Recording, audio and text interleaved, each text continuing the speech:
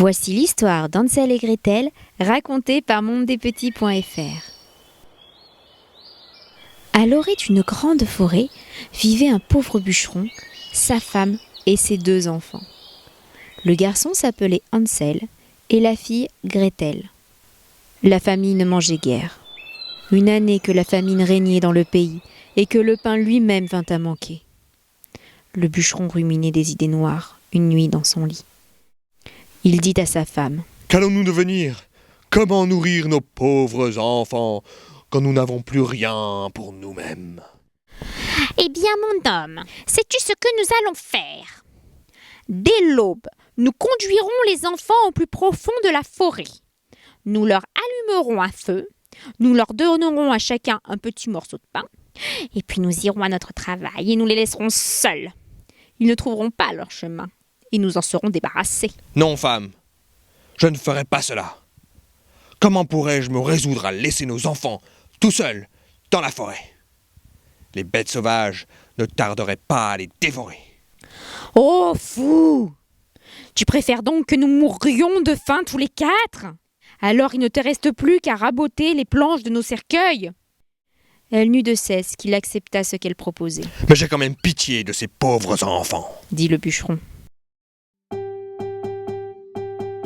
Les 2 petits n'avaient pu s'endormir tant ils avaient faim. Ils avaient entendu ce que la marâtre disait à leur père. Gretel pleura, des larmes amères, et dit à son frère : « C'en est fait de nous. » Du calme, Gretel. Ne t'en fais pas.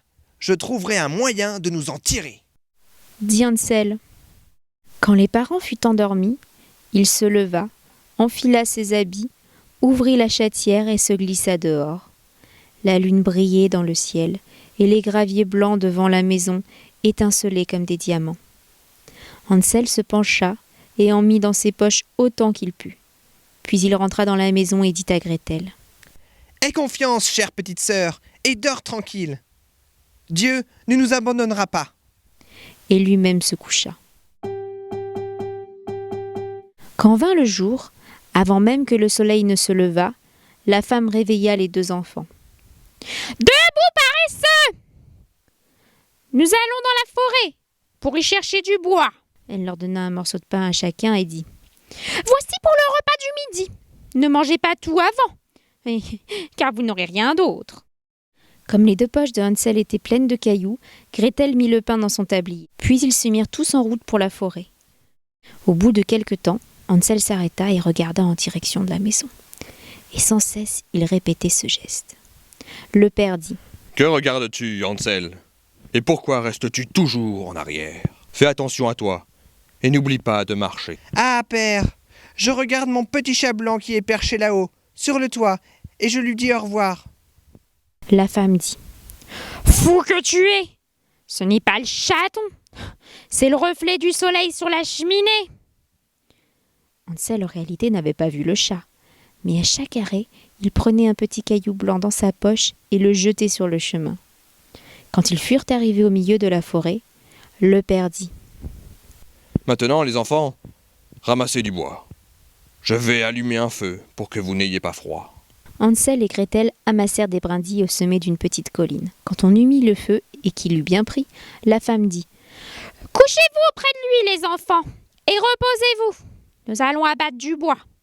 Quand nous aurons fini, nous reviendrons vous chercher. » Hansel et Gretel s'assirent auprès du feu, et quand vint l'heure du déjeuner, ils mangèrent leur morceau de pain. Ils entendaient retenir des coups de hache et pensaient que leur père était tout proche. Mais ce n'était pas la hache, c'était une branche que le bûcheron avait attachée à un arbre mort et que le vent faisait battre de ci, de là.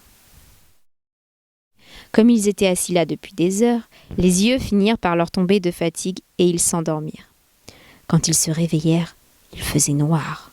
Gretel se mit à pleurer et dit : « Comment ferons-nous pour sortir de la forêt ? » Hansel la consola. « Attends encore un peu, jusqu'à ce que la lune soit levée. Alors, nous retrouverons notre chemin. » dit-il. Quand la pleine lune brilla dans le ciel, il prit sa sœur par la main et suivit les petits cailloux blancs. Ils étincelaient comme des écus frais et battus et indiquaient le chemin. Les enfants marchèrent toute la nuit et quand le jour se leva, ils atteignirent la maison paternelle. Ils frappèrent à la porte. Lorsque la femme eut ouvert et qu'elle vit que c'était Hansel et Gretel, elle dit « Méchants enfants! Pourquoi avez-vous dormi si longtemps dans la forêt? Nous pensions que vous ne reviendrez jamais. » Leur père, lui, se réjouit, car il avait le cœur lourd de les avoir laissés seuls dans la forêt. Peu de temps après, la misère régna de plus belle, et les enfants entendirent ce que la marâtre disait pendant la nuit à son mari. « Il ne nous reste plus rien à manger. Une demi-miche seulement. Et après, fini la chanson. Il faut nous débarrasser des enfants. Nous les conduirons encore plus profond dans la forêt pour qu'ils ne puissent plus retrouver leur chemin. Il n'y a rien d'autre à faire. » Le père avait du chagrin, il songeait. Il vaudrait mieux partager la dernière bouchée avec les enfants. Mais la femme ne voulut n'en entendre. Elle le gourmanda et lui fit 1000 reproches. Qui a dit A doit dire B. Comme il avait accepté la première fois, il dut consentir du rechef. Les enfants n'étaient pas encore endormis. Ils avaient tout entendu. Quand les parents furent plongés dans le sommeil, Hansel se leva avec l'intention d'aller ramasser des cailloux comme la dernière fois. Mais la marâtre avait verrouillé la porte et le garçon ne put sortir. Il consola cependant sa petite sœur. « Ne pleure pas, Gretel. Dors tranquille. Le bon Dieu nous aidera. » Tôt le matin, la marâtre fit lever les enfants. Elle leur donna un petit morceau de pain, plus petit encore que l'autre fois. Sur la route de la forêt, Hansel l'émietta dans sa poche. Il s'arrêtait souvent pour en jeter un peu sur le sol.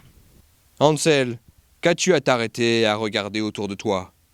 Va à ton chemin. »« Je regarde ma petite colombe sur le toit pour lui dire au revoir. »« Fou !»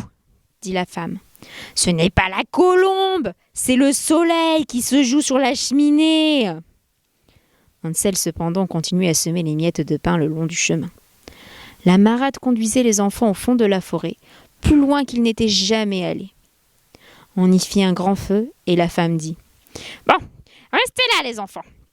Quand vous serez fatigués, vous pourrez dormir un peu. Nous allons couper du bois. Et ce soir, quand nous aurons fini, nous reviendrons vous chercher. » À midi, Gretel partagea son pain avec Hansel, qui avait éparpillé le sien le long du chemin. Puis ils dormirent, et la soirée passa, sans que personne ne revint auprès d'eux. Ils se réveillèrent au milieu de la nuit, et Hansel consola sa petite sœur en disant « Attends que la lune se lève, Gretel. Nous verrons les miettes de pain que j'ai jetées. Elles nous montreront le chemin de la maison. » Quand la lune se leva, ils se mirent en route. Mais de miettes point. Les 1000 oiseaux des champs et des bois les avaient mangés. Les deux enfants marchèrent toute la nuit et le jour suivant, sans trouver à sortir de la forêt. Ils mouraient de faim, n'ayant à se mettre sous la dent que quelques baies sauvages. Ils étaient si fatigués que leurs jambes ne voulaient plus les porter. Ils se couchèrent au pied d'un arbre et s'endormirent. 3 jours s'étaient passés depuis qu'ils avaient quitté la maison paternelle. Ils continuaient à marcher, s'enfonçant toujours plus avant dans la forêt. Si personne n'allait venir à leur aide, ils ne tarderaient pas à mourir. À midi, ils virent un joli oiseau sur une branche, blanc comme la neige. Il chantait si bien que les enfants s'arrêtèrent pour l'écouter. Quand il eut fini, il déploya ses ailes et vola devant eux. Ils le suivirent jusqu'à une petite maison sur le toit de laquelle le bel oiseau blanc se percha. Quand ils s'en furent approchés tout près, ils virent qu'elle était faite de pain et recouverte de gâteaux. Les fenêtres étaient en sucre. « Nous allons nous mettre au travail et faire un repas béni de Dieu. Je mangerai un morceau du toit. Ça a l'air bon !» Hansel grappa sur le toit et arracha un petit morceau pour goûter. Gretel se mit à lécher les carreaux. On entendit alors une voix suave qui venait de la chambre. « Langue lèche. Qui donc ma maison lèche ?» Les enfants répondirent « C'est le vent, ce céleste enfant !» Ils continuèrent à manger sans se laisser détourner de leurs tâches. Hansel, qui trouvait le toit fort bon, en fit tomber un gros morceau par terre, et Gretel découpa une vitre entière, s'assit sur le sol et se mit à manger. La porte tout à coup s'ouvrit, et une femme, vieille comme les pierres, s'appuyant sur une canne, sortit de la maison. Hansel et Gretel eurent si peur qu'ils laissèrent tomber tout ce qu'ils tenaient dans leurs mains. La vieille femme secoua la tête et dit « Eh, chers enfants, qui vous a conduit ici? Venez et entrez chez moi. Il ne vous sera fait aucun mal. » Elle les prit tous deux par la main et les fit entrer dans la maisonnette. Elle leur servit un bon repas, du lait et des beignets avec du sucre, des pommes et des noix. Elle prépara ensuite 2 petits lits. Hansel et Gretel s'y couchèrent. Ils se croyaient au paradis. Mais l'amitié de la vieille n'était qu'apparente. En réalité, c'était une méchante sorcière à l'affût des enfants. Elle avait construit la maison de pain que pour les attirer. Quand elle en prenait un, elle le tuait et le faisait cuire et le manger. Pour elle, c'était alors jour de fête. La sorcière avait les yeux rouges et elle ne voyait pas très clair, mais elle avait l'instinct très sûr comme les bêtes et sentait venir de loin les êtres humains. Quand Hansel et Gretel s'étaient approchés de sa demeure, elle avait ri méchamment et dit d'une voix mielleuse « Cela, je les tiens. Il ne faudra pas qu'ils m'échappent. » À l'aube, avant que les enfants ne soient réveillés, elle se leva. Quand elle les vit qui reposaient si gentiment avec leurs bonnes joues toutes roses, elle murmura « Quel bon repas je vais faire. » Elle attrapa Hansel de sa main rêche, le conduisit dans une petite étable et l'enferma au verrou. Il eut beau crier, cela ne servit à rien. La sorcière s'approcha ensuite de Gretel, la secoua pour la réveiller et s'écria « Debout, paresseuse! Va chercher de l'eau et prépare quelque chose de bon à manger pour ton frère. Il est enfermé à l'étable, il faut qu'il engraisse. Quand il sera à point, je le mangerai. »